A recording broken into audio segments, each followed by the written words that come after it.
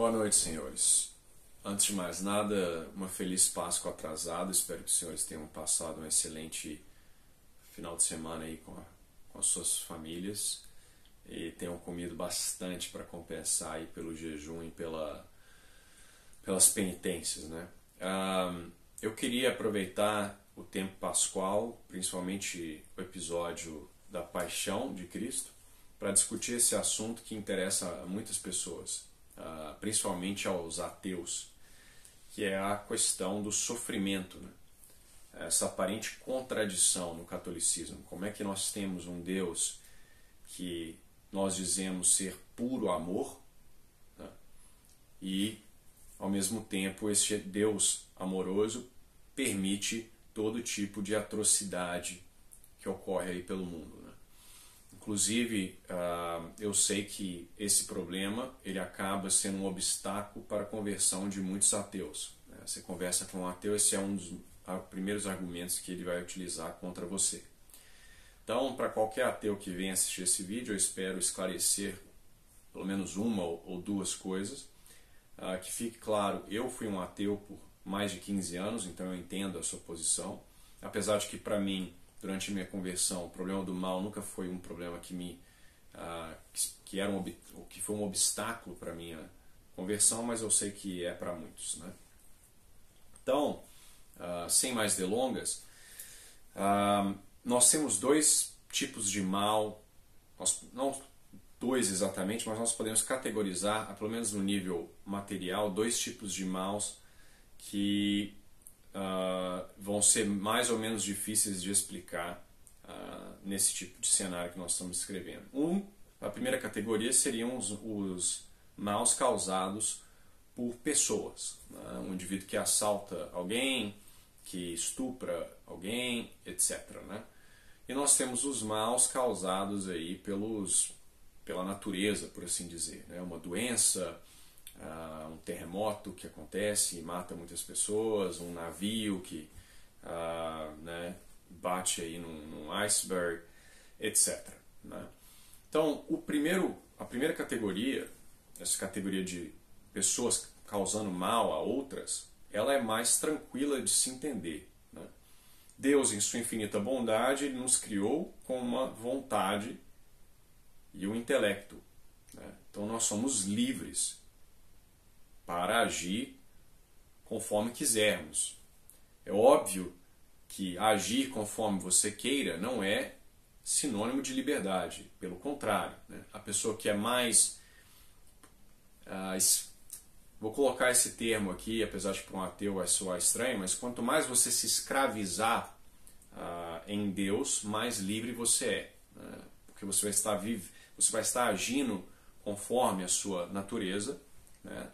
Você vai estar agindo de forma ordenada, né? Porque Deus é o bem último, então aquele que busca a Deus e vive para Deus, ele viverá uma boa vida e será feliz, né? Mas Deus não quer que você seja um escravo, que você o ame por escravidão, né? Com uma poção mágica, que você fique lá, a poção do amor, cego, sem vontade, como um robô. Então ele permite, né? Ele quer que você o ame livremente, né?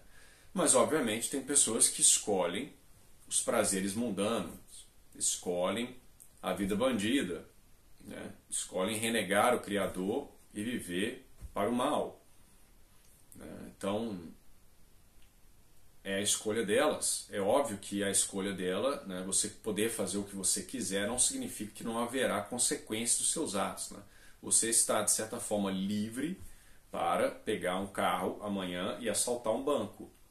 Isso não quer dizer que você não será preso, ou que ao menos tentarão te prender, né? É a mesma coisa no plano espiritual. Deus está constantemente te chamando para Ele, né? Ele quer que você viva uma boa vida de forma livre. Mas se você escolher o mal, Deus obviamente não deseja isso para você, mas Ele vai permitir, porque Ele não é um tirano, né? Então, eu acredito que essa primeira categoria ela é relativamente simples de explicar. Por que existem Hitlers e Stalins? Porque eles escolheram essa vida, né? Eles têm a liberdade de fazê-lo. Mas e em relação aos males ali que não há uma ação humana, né? Uma criancinha que nasce com, sei lá, um problema na medula óssea e sofre por meses e morre ali com seus 5 meses de vida. Bom, isso aí realmente é algo difícil de se compreender. E há em todos esses eventos um elemento de mistério, tá? Nós não compreenderemos aqui na Terra totalmente o problema do sofrimento, seria uma ilusão, tá? Principalmente no âmago individual. Não dá para eu saber cada um dos sofrimentos que cada pessoa sofreu, por que ela sofreu aquilo, né? O que nós sabemos é que Deus, por ser infinitamente bom, ele não pode, quando ele permite algum mal, ele vai extrair um bem maior, né, do que se aquele mal não tivesse ocorrido, tá? Então essa é a ideia geral. E como é que isso se manifesta? Por exemplo, qual é o bem que um bebezinho, que Deus vai tirar de um bebezinho sofrendo lá no berço? Bom, geralmente, isso como eu falei, isso vai depender do exemplo, mas geralmente quando é uma pessoa inocente, principalmente um bebê sofrendo, o bem será extraído por Deus para benefício de outras pessoas, né? Isso parece estranho, mas se você refletir, pausa esse vídeo, senta e reflita sobre pessoas que passaram por muitos sofrimentos que estavam fora do controle delas. É óbvio que algumas pessoas entram em desespero, etc. Mas você vai encontrar várias pessoas que foram transformadas para o melhor por causa dos momentos de sofrimento. Eu, por exemplo, não teria me convertido se eu não tivesse tido uma crise fortíssima de depressão. Porque eu era um indivíduo extremamente arrogante, ainda sou um pouco, tenho que corrigir, mas eu era um indivíduo grotescamente arrogante, e se eu não tivesse deprimido, eu jamais teria escutado o outro lado, né? Porque eu achava que eu já sabia tudo, que eu já havia rejeitado com minha superinteligência os argumentos religiosos, que era uma bobagem, eu nunca verdadeiramente estudei a religião católica. Então eu precisei ter a meu orgulho completamente derrubado, né? Então Deus permitiu que eu entrasse em uma depressão profunda para que dali ele tirasse um bem maior, que era uma momentânea fragilidade que permitiu que eu escutasse finalmente as pessoas que sempre estavam lá tentando falar comigo, né?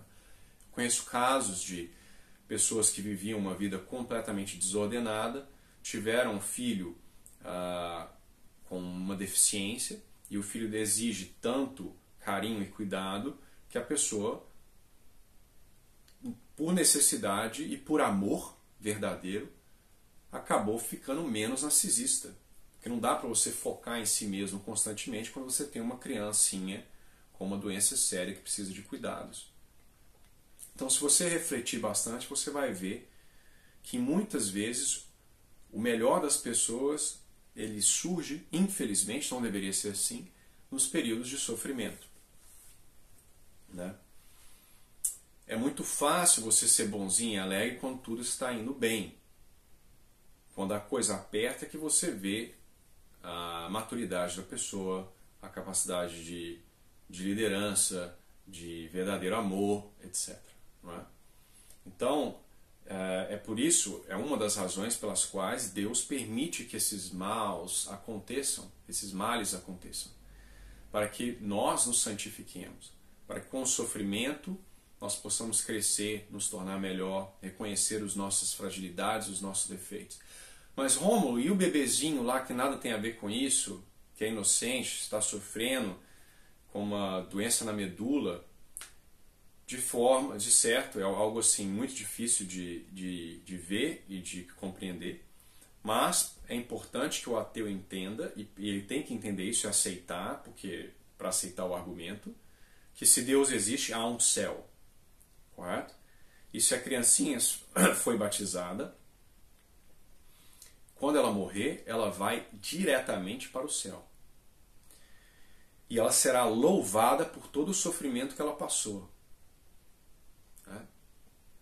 É como se todo o sofrimento que nós passássemos e sofrêssemos com amor a Deus, com tolerância e sem desespero, esses sofrimentos eles serão como que cicatrizes que refletirão a nossa glória, né? Na verdade, a glória de Deus por nós, mas que os nossos méritos, de certa forma, né? Então aquela criancinha ela será extremamente amada no céu pelo sofrimento que ela causou, pelo bem que ela causou, não, perdão, que ela sofreu, e pelo bem que ela causou aos demais. E ela tem um passaporte gratuito para o céu, né? Se ela falecer ali enquanto criancinha, né? O que não é o que a vasta maioria de nós terá. Quantas almas não se perdem para o inferno? Quanto de nós não gostaria de ter tido um passaporte para o céu, correto? Então é importante entender que aquela criancinha, aquelas pessoas inocentes ali, o indivíduo que tem uma doença séria, uma síndrome de Down, ou uma demência, não consegue utilizar da razão, esses indivíduos eles estão com a garantida entrada no céu, se eles tiverem realmente perdido a utilização da razão ou falecerem antes da capacidade né, antes dos 7 anos, né, quando a razão ainda não está plena. Então, o prêmio dessa criança pelo sofrimento que ela passará é esse, é o céu, que é um prêmio infinito, infinitamente bom, né? E se você não entender que há uma vida após a morte, eterna, ao lado de Deus, na visão beatífica, você não vai conseguir compreender o sofrimento mesmo. Você vai entrar em pânico. É por isso que os ateus entram em pânico. Tem medo da morte. Acaba o fim. Aí em pandemia o sujeito fica todo preocupado com a doença no corpo, se vai morrer ou não vai, porque ele só tem isso, né? Então, sem compreender a vida eterna, você não vai entender o sofrimento. Tá? E é importante entender que o sofrimento ele purifica a alma, né? Nós somos criaturas caídas, a nossa natureza está machucada pelo pecado original, né? Então, assim, ainda que nós vivemos uma boa vida, até que as nossas paixões, o nosso corpo seja sob completo domínio da razão e da vontade, nós temos a concupiscência, né? Nossa razão sabe o que deve fazer e o nosso corpo, às vezes, nos arrasta para a direção oposta, né? Então, para ordenar o corpo, é necessário sofrimento, tá? Nós precisamos punir o corpo, por assim dizer. É por isso que a igreja tanto insiste, não somente por isso, mas uma das razões, na questão da mortificação, né? Se você quer controlar a sua gula, você tem que fazer dieta, você tem que parar de comer, você tem que se esforçar, e é difícil, né? Então o sofrimento ele purifica. Pensa, por exemplo, com uma analogia, pense na purificação do ouro. Para tirar as impurezas do ouro, o ouro precisa, a barra de ouro, ela precisa ser colocada no fogo, né, para que ali as impurezas sejam removidas. Então ela precisa ser queimada. Então nós somos como essa barra de ouro, para que as impurezas saiam, para que nós tenhamos virtudes, nós precisamos ser colocados no fogo, nós precisamos sofrer, tá? Esse é um elemento do sofrimento. A purificação, o crescimento espiritual, né? É muito fácil você ser fiel a Deus se você está na bonança. Tudo funcionando bem, melhor emprego do mundo, saúde plena. Agora, né, se você tira essa bonança, você vai o quê? Xingar Deus? Ter raiva dele? Ficar deprimido? Querer se matar? Então é no sofrimento que você cresce. Quando a criancinha, quando nós somos crianças, os nossos pais nos dão doce, coisas docinhas. Até a própria paladar da criança é mais voltada para o doce, né? Mas quando você cresce, você tem que comer salada, coisa amarga, jiló, né? Uma variedade de legumes, coisas que às vezes não são lá das mais palatáveis. Porque você é um adulto, você não é um bebezinho mais. Então é a mesma coisa na vida espiritual. No começo, Deus dá muitas consolações, principalmente para pessoas recém-convertidas, pessoas que ainda estão no início da vida espiritual. as coisas geralmente funcionam, você não tem crises muito grandes, mas Deus quer que você cresça e quer, de certa forma, também te testar, né? Testar o seu amor. Então, você tem que passar por apertos para você ter fidelidade, né? Vê lá, por exemplo, Jó na Bíblia. Né? Então, isso não é questão de injustiça, Deus. Tudo isso é para o nosso bem, tá?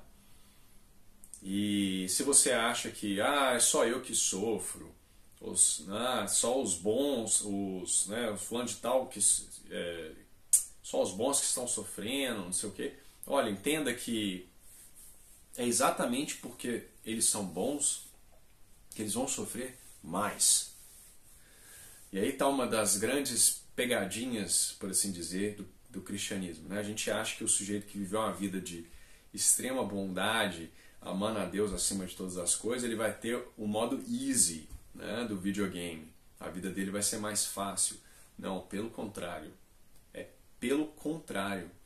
Quanto mais você é amado por Deus, mais Ele vai te mandar sofrimentos. Se você estudar a vida dos santos, todos os santos, todos, sem nenhuma exceção, sofreram absurdamente. Alguns com doenças, alguns com perseguição, ao ponto até do martírio, né? Desprezo até mesmo de algumas freiras por outras freiras, simplesmente pela sua santidade gerando inveja. E a razão disso é, neste caso, principalmente para aqueles que já alcançaram a perfeição, né?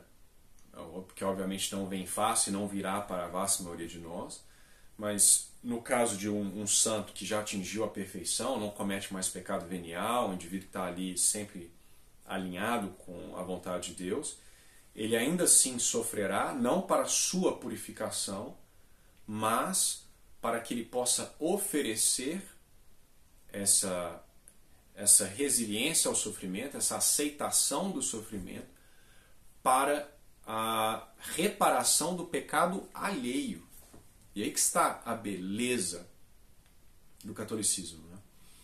Porque se você atingir um nível de santidade altíssimo, você já não só poderá reparar os seus pecados anteriores, com o seu sofrimento, com as suas mortificações, mas você estará, por assim dizer, com excessos e poderá oferecer esse excesso de sofrimento por aqueles que não querem fazê-lo, por aqueles que estão rebeldes, que não estão em ignorância invencível, não conhecem a Deus. Então é por isso que Nossa Senhora ela fala frequentemente, por exemplo, em Fátima, que nós temos que fazer reparações pelos pecados das pessoas, não só dos nossos, para que elas sejam perdoadas, para que Deus dê as graças a elas, para que nós colhamos méritos para elas. Olha que coisa bela, você abrir mão de uma graça que poderia ser sua, você de certa forma mereceu, lembrando sempre que nenhuma graça é merecida, ela é gratuita de Deus, mas metaforicamente, você, pelas suas ações, pela sua conformidade com a vontade de Deus, você poderia ter recebido essa graça, mas você oferece essa graça para outra pessoa. Né? Então, eu já falei basicamente aí as coisas que eu queria falar. Né? O sofrimento ele pode vir pela ação do homem. Essa ação do homem ela se dá porque Deus nos criou com liberdade. É óbvio que Ele não deseja que as pessoas causem mal, façam mal, mas Ele não pode, senão seria uma contradição, se Ele tentasse impedir o ser humano de cometer o mal, nós não seremos livres, né? E Deus seria um tirano. Né? Os males ambientais, por assim dizer, as catástrofes, as doenças, elas vêm geralmente para a santificação da pessoa que sofre ou para o próximo. Por exemplo, para os pais. Quantos pais vocês já não viram que já passaram por um sofrimento horroroso, perderam uma criancinha com um mesinho de idade, e você vê a graça de Deus atuando naquelas pessoas, né? Você pensa, nossa, se fosse eu no lugar dela, eu estaria completamente devastado. E você vê a pessoa, talvez, fazendo um vídeo no Instagram, narrando com tristeza, obviamente, mas com uma certa gratidão de ter podido ter tido filho e ajudando pessoas que passaram pela mesma situação, mas não têm fortaleza. E você vê ali manifesto a glória de Deus, né? O poder de Deus, porque ninguém consegue, por sua própria força, tolerar o sofrimento. Né? Nós podemos simplesmente nos esvaziar de nós mesmos e permitir que Deus atue em nós. Então essa pessoa que grava um vídeo quando perdeu uma criancinha e ela está ali com um sorriso no rosto, tentando ajudar a pessoas em uma situação similar, essa pessoa ela manifesta a glória de Deus. Né? Então essa é uma das razões, a purificação nossa e, como eu disse, a oferta desse sofrimento para a reparação dos pecados das outras pessoas. Né? Quem sabe com o nosso sofrimento nós não possamos aí ajudar alguém. Então eu sei que é muito difícil, não estou dizendo que eu consigo fazer isso, pelo contrário, eu sou uma pessoa fraquíssima, mas idealmente falando, nós temos que sempre agradecer todos os sofrimentos que acontecem na nossa vida, seja a perda de um emprego, seja uma doença, e criar o hábito de oferecer, né? Bater o mindinho lá na quina, ao invés de vai xingar, vai gritar de raiva, dá uma respirada e oferece, fala, Deus, eu ofereço, não o sofrimento, que a gente não pode oferecer coisa ruim a Deus, mas eu ofereço essa resolução, né, de não me incomodar com essa dor, agradecer pela dor. Se você fizer isso, você vai ver uma transformação surreal na sua vida. Nas poucas vezes que eu consegui agir dessa forma, a paz e o crescimento espiritual foram, mesmo com as coisas mais pequenas, por exemplo, uma bicicleta que quebra no meio de um dia chuvoso e você tem que ir ali com a mão suja de graça consertar a bicicleta para não chegar atrasado em algum lugar, no meu caso era a missa, e você não reclamar, agradecer a Deus por aquele momento. Você não faz ideia da tranquilidade, da paz e da graça que você recebe com essas pequenas coisas. Então, tenhamos sempre isso em mente. Né? E, para fechar, lembremos sempre que esse Deus bom, né, diferente dos deuses falsos, dos demônios aí, dos deuses gregos, que nada se importavam com os seres humanos, que eram, né, criaturas que estavam ali brigando entre si, com seus superpoderes, etc. Diferente destes, o Deus verdadeiro, ele compreende o seu sofrimento. Porque ele, esse Deus perfeito, infinito, eterno, se fez carne e viveu como um escravo e morreu como um escravo. A pior morte possível, a pior morte que o Império Romano tinha a oferecer, que era dada apenas aos indigentes, aos escravos. Então Deus foi chicoteado, cuspido, esbofeteado, né? Teve que carregar uma cruz, a cruz física e a cruz ali de todos os nossos pecados, né? Bilhões e trilhões de pecados que cometemos, e foi crucificado, uma morte lenta e dolorosíssima, por 3 horas ali naquela cruz. Então toda vez que nós estivermos sofrendo, nós estamos conseguindo lidar com o sofrimento, começamos a ter um pouco de raiva de Cristo, por que estou sofrendo dessa forma, por que a minha filha está sofrendo dessa forma. Lembre da cruz.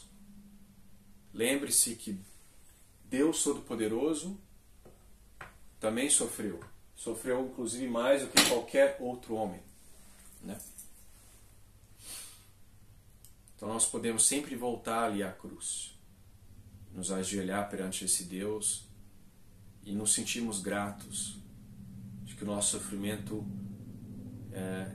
ele está ali, Deus está ali, Ele sabe que nós estamos sofrendo, e mesmo quando há uma certa aridez espiritual, Ele está ali presente, Ele vai nos dar a força necessária para suportar esse sofrimento, desde que nós permitamos que Ele atue em nós. nós sejamos dóceis e pacientes nesses períodos, né? Então nós podemos dizer, não, meu Deus, Ele compreende o meu sofrimento, porque Ele, obviamente, quanto Deus, Ele compreenderia de qualquer forma, mas Ele vivenciou esse sofrimento. Ele assimilou a nossa natureza e sofreu na carne, né, coisas muito piores que nós sofremos durante toda a sua vida, né? Já nasceu ali numa gruta, cercado de animais, em um ambiente fétido e sujo, uma manjedoura. Então nós temos que nos sentir envergonhados quando nós perdemos a compostura e ficamos nervosos com nossos sofrimentos, impacientes. Nós devemos lembrar daquele menino ali naquela gruta e daquele homem naquela cruz.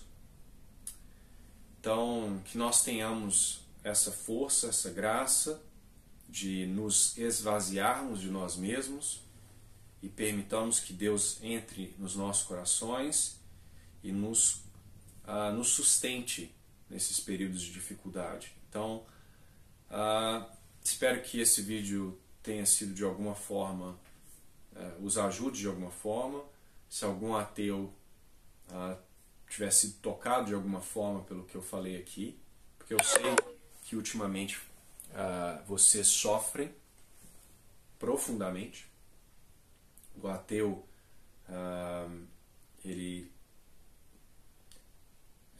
eu tenho pena, porque eu sei como é ser ateu.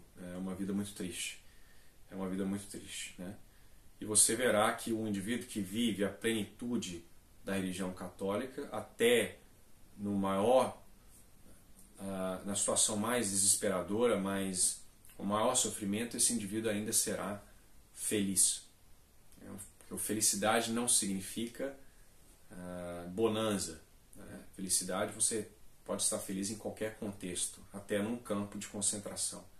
Felicidade é isso, é você viver na plenitude do amor de Deus, conformando a sua vontade com a vontade dele, numa vida de virtudes. A virtude, ela traz alegria. O próprio São Tomás de Aquino fala, né? Há um certo prazer de viver a vida virtuosamente.